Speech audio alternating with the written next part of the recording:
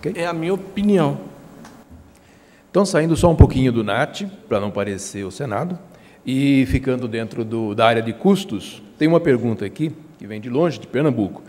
Faltam recursos financeiros para ampliação de hemocentros no país? Evidentemente, essa pergunta é endereçada ao Dr. Curtner e ao Dr. Levi.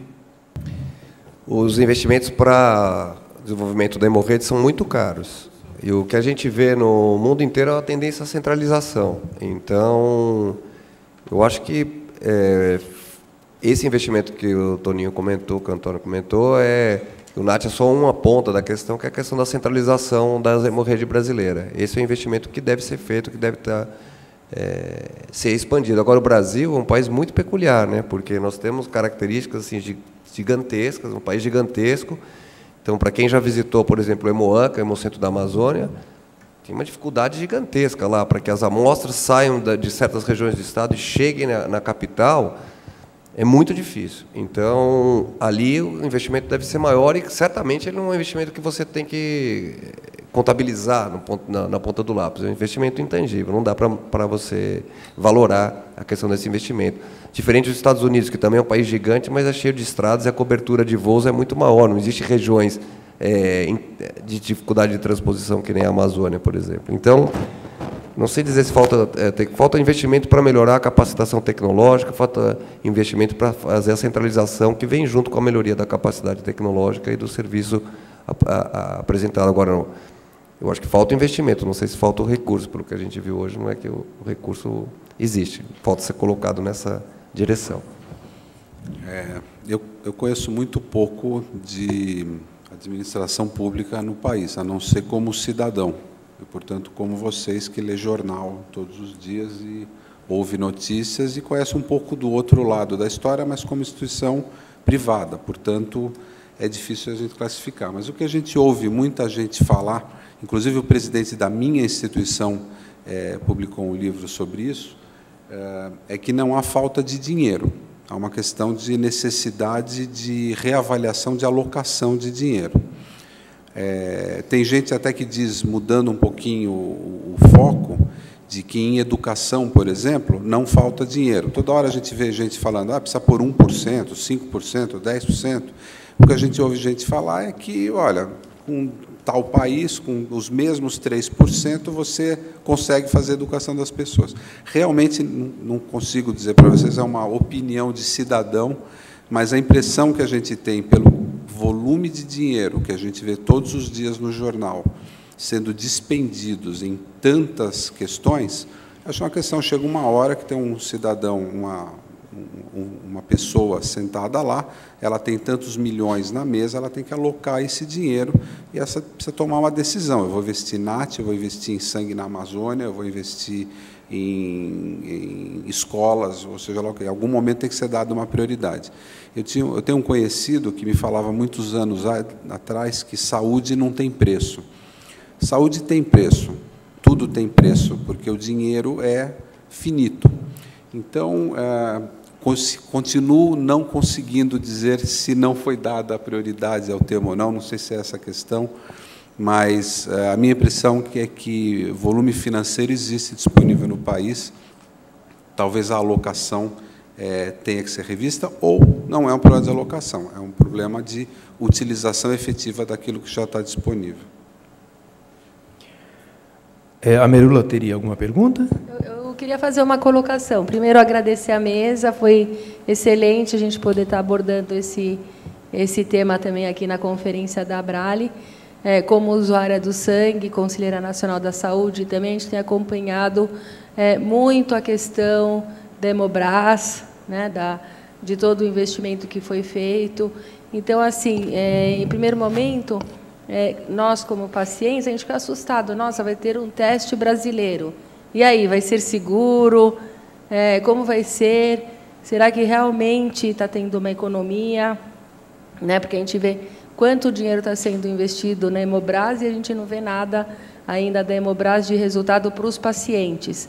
Então, a gente está ansioso, né? A gente teve um debate desses com a presença do Dr. Genovese, pena que ele não pôde, porque ele está num outro evento também participar da mesa aqui com a gente hoje. e tinha ficado uma promessa no painel passado que a gente ia ter a nova legislação regulamentando melhor a transfusão e tornando alguns testes, o teste do NAT, inclusive, obrigatório, não só recomendado, e isso não ocorreu, né? Então, também conversando com o doutor Elvésio, ele acha que ainda está difícil, a gente não tá conseguindo produzir na velocidade que a gente precisaria para atender toda a demanda, né? Então, assim, eu queria que vocês fizessem um comparativo à mesa, não só o senhor da Fiocruz, né, mas, assim, em relação a essas notícias que chegam para a gente, o investimento que foi feito na Hemobras, esse investimento que você mencionou agora para a gente desenvolver o teste NAT brasileiro, vale a pena? Não seria melhor negociar e ter essa negociação desde o começo com a indústria internacional? Agradeço. E os demais também. Como? E os demais Sim. Eu agradeço muito essa oportunidade de poder te responder, sabe? Porque, para a gente que está lá, é uma convicção absoluta. Agora, eu vou te dar alguns exemplos assim práticos de que foi assertiva essa estratégia, e isso se ancora até numa política muito mais extensa do Complexo Industrial da Saúde, e a possibilidade da gente trazer e desenvolver competências tecnológicas em saúde para o Brasil, no Brasil, para que a gente diminua essa dependência tecnológica.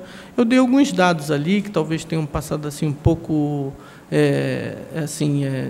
despercebidos, mas eu vou dizer para você, a situação que a gente tinha de 10 anos atrás para 10 anos de agora, na área de imunobiológicos, isso vai refletir diretamente aqui no câncer, tá certo? Tem alguns anos a mais, porque, veja, ainda estamos no segmento de doenças infecto-contagiosas e tal, mas hoje eu posso garantir para você que as doenças cardiovasculares e câncer estão na pauta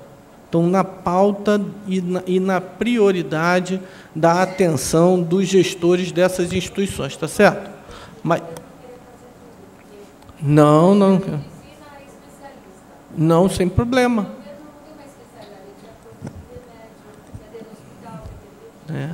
Mas, às vezes, não precisa nem produzir, às vezes, só de estar no mercado e poder dar alternativa, isso já gera realmente uma influência grande no mercado, reduzindo custos. Isso a gente tem vários exemplos para te dar. Mas eu quero dizer para você, nessa questão do imunobiológico, tá certo? Há 10 anos atrás, a gente corria atrás de empresas para fazer parceria tecnológica. E hoje eu vou dizer para você, assim, porque é a nossa vivência. Hoje, na Fiocruz, a gente recebe semanalmente as empresas buscando parceria tecnológica conosco.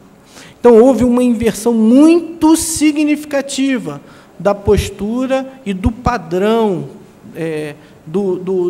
de capacitação tecnológica que existe hoje no Brasil.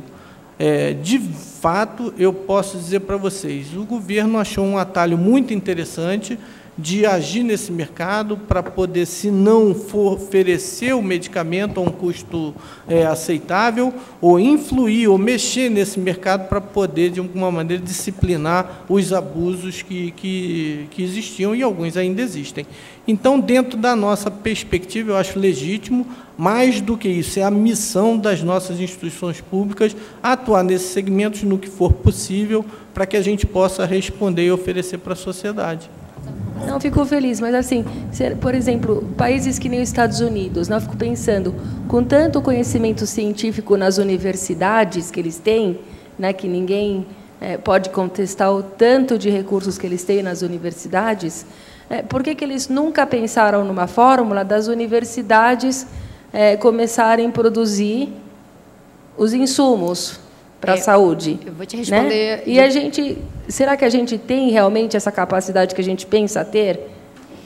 Então, olha só, relacionado à NAT, realmente, se a gente for falar de vírus de hepatite C... Vou devolver o microfone para não ficar um diálogo aqui. Vírus de hepatite C, por exemplo, os Estados Unidos, ele reconhece como patente o genoma do vírus. E o Brasil não. Para o Brasil, você não pode patentear um genoma de um vírus, porque ninguém criou o vírus, foi a natureza que criou. Então, nos Estados Unidos, na verdade, não é que eles não querem fazer, eles não podem fazer, porque é patente o genoma do vírus de uma determinada empresa. Então, se eles forem fazer qualquer produto para HCV, eles vão pagar uma patente. Não, o Brasil ele não reconhece patente de genoma, por exemplo, viral. Então, Biomanguinhos pode fazer um kit de diagnóstico para triagem de banco de sangue, voltado, por exemplo, da detecção de HCV, sem ter esse problema relacionado à patente. Nisso, a gente tem uma legislação que acomoda bem melhor. Então, não é que eles não querem, na verdade, tem questões também que eles não podem. Esse é um ponto que eu acho que o Levi quer falar um pouco. Bom, eu queria fazer um comentário, gostei muito da sua colocação, e, embora eu esteja aqui representando uma instituição pública que é usuário do sistema de Biomanguinhos, eu tenho muitos anos de trabalho nessa área, inclusive aqui nessa casa também, tem uma visão diferente da visão que foi apresentada aqui. Então, ninguém está colocando em discussão a seriedade do trabalho, a competência dos cientistas de Biomanguinhos. Isso eu não tenho a menor dúvida, eu conheço muito bem todo o pessoal que trabalha. Agora, é uma visão da qual eles têm muita certeza de que esse foi o caminho certo, uma visão ideológica. No seguinte sentido, primeiro, a justificativa de a gente fazer um NAT nacional, quando de fato era $25 por teste, não por agente, que foi o preço colocado ao nível internacional, que isso foi em 2000, era esse o valor, de fato era inviável para o Brasil assumir esse compromisso. 4 milhões de bolsas vezes $25 eram $100 milhões para investir e era desproporcional ao orçamento de saúde no país. Então, naquele momento, fazia sentido. O problema que eu vejo é o tempo que se demorou para se desenvolver o teste. Quando ele está chegando agora, ele já tem um custo muito mais baixo. E não é verdade que Biomanguinhos é que forçou a queda do preço, porque o preço caiu internacionalmente onde não existe Biomanguinhos. Na China caiu, na Tailândia caiu, na África do Sul caiu. A África do Sul é um país mais pobre que o Brasil, implantou o NAT há muito mais tempo que o Brasil. Então, existem outros modelos também, sem querer deslegitimizar toda essa questão do desenvolvimento da tecnologia nacional, porque eu sou um dos maiores adeptos, incentivadores, e que mais quero que esse negócio vá para frente. Mas existe uma questão, por exemplo, a senhora colocou a questão dos Estados Unidos. De fato, Harvard não faz esse desenvolvimento.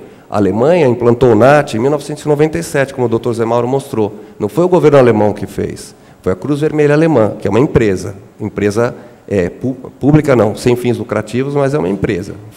Então, existem outros modelos, mundo afora, a gente tem que olhar para outros modelos e pensar, quer dizer, hoje não tem muita discussão, o sistema está aí, está implantado nos bancos de sangue, está funcionando, está cumprindo o seu papel. Então, ele tem mais a que ser melhorado cada vez mais, com a nossa participação, porque hoje é um sistema que pertence para todo mundo, todos os usuários dos bancos de sangue. Então, acho que essa discussão, por que fez, por que não fez, se era válido, isso já era, a gente já passou 10 anos discutindo isso. Isso agora é a nossa realidade, essa é a minha opinião. Queria fazer só um último comentário. Eu concordo com o Levi, eu acho que a aquisição tecnológica do que foi obtido pela instituição brasileira é indiscutível. O que fica na minha cabeça, de novo, como cidadão, e de novo, que é a questão de alocação de recursos, será que ao longo desses 10 anos, em paralelo ao desenvolvimento do que foi feito, porque as coisas talvez não fossem necessariamente excludentes, não poderia ou não deveria ter sido feito o NAT em paralelo, porque isso, em teoria, não deveria atrapalhar a evolução disso? E, se a gente tem 4 milhões de transfusões por ano no Brasil, foram 10 anos, foram 40 milhões de bolsas transfundidas. E você tem janelas imunológicas aí. Essa é a questão que eu me pergunto. Essa não é uma decisão da Biomanguinhos, obviamente, é uma decisão governamental. Eu acho que quando a gente fala de custo de desenvolvimento, eu acho que a gente tem que imaginar que houve um custo de X pessoas que adquiriram vírus ao longo desse tempo, porque não tinha NAT sendo utilizado. Então, eu acho que, tentando pensar pragmaticamente, acho que são decisões diferentes. Adotar o NAT ou não e adotar a tecnologia do país, o que eu acho que é absolutamente legítimo, porque é um raciocínio de médio ou longo prazo, tanto é que levou 10 anos, e que está se colhendo esse resultado agora. Mas talvez não fossem decisões necessariamente excludentes, a não ser do ponto de vista financeiro. Então, alguém decidiu que não ia gastar esse dinheiro no NAT, ia gastar no desenvolvimento, e eu vou levar 10 anos. Mas acho que quando a gente pensa em custo, há o custo de pessoas que receberam essas bolsas ao longo desse tempo. Bom, eu sou só o moderador, mas também agora sou obrigado, depois do nível do debate aqui, a me manifestar também. E acho que, primeiro, aqui pelo que eu sinto aqui, todo mundo tem razão, tem um pedaço da razão. E concordo absolutamente, 100% com você, Zé Mauro, no sentido de que eu acho que a medida mais responsável seria, primeiro, porque se nós não ganhamos nada, ou se nós gastamos muito com o desenvolvimento nacional, uma coisa ficou. A Biomanguinhos aprendeu a fazer. Então, hoje, ela detém a tecnologia de desenvolvimento para qualquer outra coisa. E não vai mais demorar 10 anos para desenvolver para qualquer... Isso precisava ser feito. Por outro lado, você colocou num ponto que é importante. Se não me engano, são dados do próprio Ministério da Saúde, que de 2002 até 2010 ou 2011, 17 mil casos de janela, de contaminações por transfusão de HCV, HBV e HIV foram transmitidas no país. Eu acho... são dados do Ministério, acho que chega a isso, 17 mil. Agora, veja, posso estar errando esse dado também, vocês são especialistas, me corrigem, mas, de qualquer forma, eu acho que o que precisa, e efetivamente isto como cidadão, e como gestor público que fui, sinto falta. Vou fazer um paralelo com o desenvolvimento de medicamentos no Brasil. Alguns anos atrás, se dizia o seguinte: vamos fazer captopril nos laboratórios oficiais. E aí aparecia lá, olha, o custo do captopril feito no laboratório oficial, que tinha dificuldade de fazer bioequivalência e que tem que fazer para aprender e dominar a tecnologia, mas o custo é de um dinheiro, sei lá, não sei quanto é, e o custo feito pela iniciativa privada é de 2, então nós economizamos 50%. Aí você ia abrir a conta da produção. Bom, quanto custou? Custou, olha aqui, ó, a matéria-prima, o processamento e tal, para colocar na cápsula, custa R$1, dinheiro. Tá, e você computou a luz, a água, o telefone, o funcionário que está trabalhando? Não, isso não está no custo, porque isso é público. Mas como não está no custo? Isso custa, o público paga. Né? Então, a conta era bem mais barata, mas ela era irreal, ela era mal feita. Então, o que eu sinto falta como cidadão, então? E acho que essa é uma demanda, e concordo que tem coisas, Antônio, que você não tem que responder, que são coisas do Ministério, você tem que falar do NAT, você não tem que falar por que não pôs, por que... Enfim, o que eu acho que Biomanguinhos tem que responder? Biomanguinhos tem que responder quanto custou o desenvolvimento disso e abrir a planilha. Fala, ó, porque não importa quanto tenha custado, teve um ganho real, que foi o domínio da tecnologia para o desenvolvimento de um monte de outras coisas daqui para frente, e que seguramente, eu acredito que não vai demorar mais 10 anos para pôr.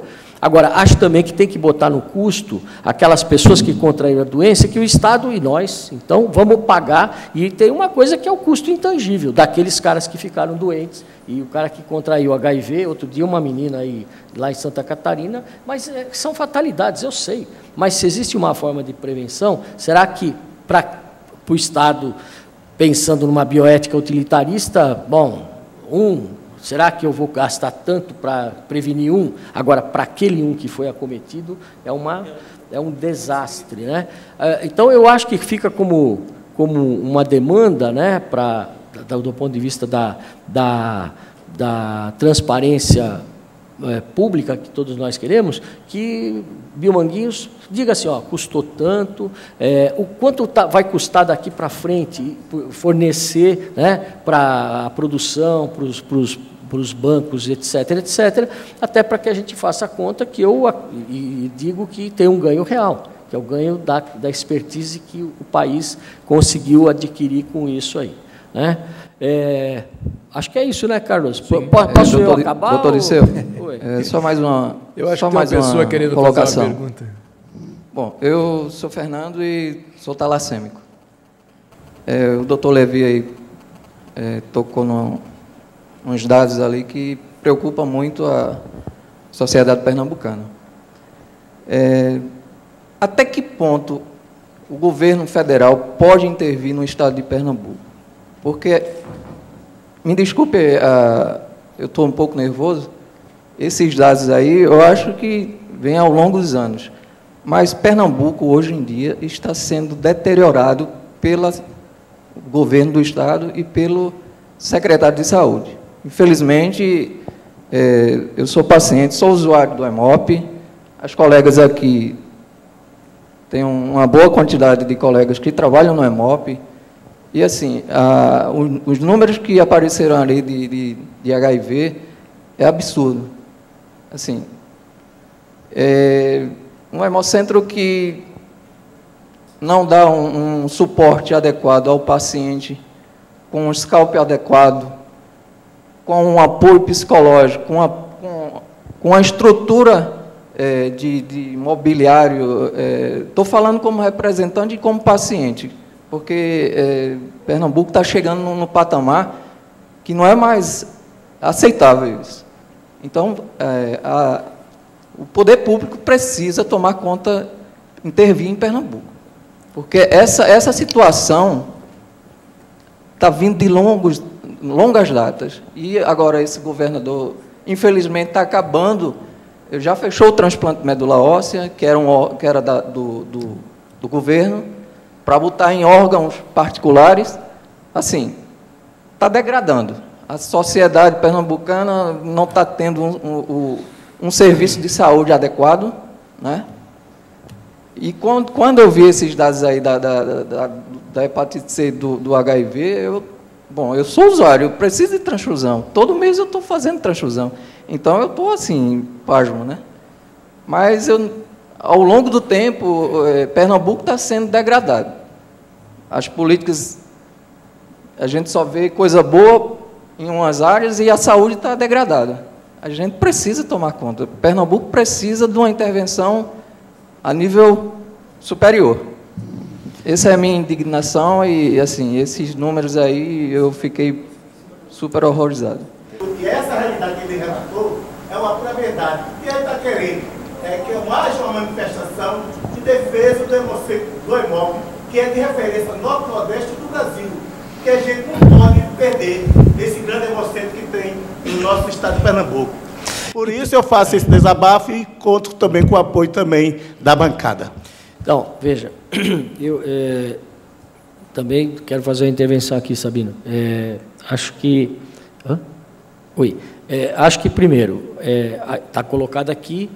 primeiro, eu preciso fazer uma reparação. Eu não sei se esses números que eu mencionei são os... me parece que eu vi isso em algum lugar, porque eu também fiquei assustado. Tá? Então, é estimativa. Tá bem. Que conste aqui, acha aí, Merula, que nós temos que fazer um movimento via Brale, né? No CONAS, no CONASEMS, na Secretaria de Pernambuco. Agora, é preciso dizer também que aqui na mesa não tem ninguém que seja responsável, porque os colegas ali eles fazem o NAT, eles são do Biomanguinhos, né? Não, eu sei, mas, veja, quem cuida do Hemocentro, quem pode fazer a intervenção no Hemocentro de Pernambuco? Não sei se é federal, o Hemop, deve ser estadual. Quem pode fazer intervenção? Eu tive no governo em 2004, quando foi feita uma intervenção no Rio de Janeiro, nos hospitais federais do Rio. Quem fez a intervenção? Era o governo federal. Então, é claro que se pode pedir via Ministério Público, pode pedir na Câmara dos Deputados para fazer uma... Então, quer dizer... É o seguinte, é de competência também do governo federal, porque atende as três esferas do governo. Então, é isso que a população de Pernambuco está querendo, o apoio do trabalho. Ok, então eu garanto ao senhor que da nossa parte da Abrale, falo pela Abrale porque estou lá todo dia com a Merula, vocês terão apoio incondicional porque a causa é justa, né? Agora não há... Bom, eu acho que nós podemos... Claro, nós podemos discutir melhor, levantar dados, né? Porque para fazer qualquer movimento que a gente faça, ele tem que ser um movimento consequente, tem que ter bases sólidas, porque senão a gente... Poder até mandar essa informação para a base para ver se... Claro. toda e qualquer informação que nos chegar será checada, vai ser organizada na forma de um documento e nós vamos encaminhar as autoridades que precisam e que têm poder de fazer a mudança necessária para a melhoria e para atender o direito do cidadão brasileiro que paga por um serviço e quer o serviço e tem direito a um serviço de qualidade, né? Agora, o que nós precisamos, então, são das informações, né? Informações que a gente possa validá-las, né? Dizer, olha, essas informações são reais, né? E, portanto, a partir daí, acionar os canais competentes, políticos, os canais de gestão pública e os canais, inclusive, do Judiciário, do Ministério Público. É assim que funciona e a Abrale fará isso, né? Eu, então, quero, às 6 horas e 54 minutos, né, agradecer. Posso fazer, Carlos? Depois a gente racha o teu salário. Vamos. E tal. Agradecer. Primeiro, eu quero agradecer ao Arthur, viu, Antônio? Por favor, diga a ele da gentileza. Ele viajava demais e nós lá na Abrale tentando caçar alguém e tal. E o Arthur falou, não, vou mandar o Antônio, vou mandar a Patrícia para atender vocês lá. Então, eu sei que vocês têm uma agenda muito cheia, né? Agradeço ao Arthur. Quando eu for ao Rio de Janeiro, vou lá cumprimentá-lo e visitar o centro de vocês. Ao Zé Mauro e ao Levi, eu sei que vocês também têm uma agenda, né? Eu estou fora do governo agora, que estou fazendo pouca coisa, sou mais tranquilo, mas vocês têm uma agenda muito pesada e eu quero agradecer de novo a atenção e a deferência que vocês tiveram com a gente aqui, tá bom? Agora você tem os recados de amanhã, né, Carlos?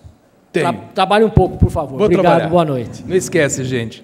Amanhã, sábado, teremos a palestra imperdível sobre transplante de medula óssea, indicações, riscos versus benefícios. Não percam. Obrigado a todos que estiveram aqui e eu me despeço. Lembrando que amanhã as atividades começam às 9 horas da manhã. Boa noite a todos.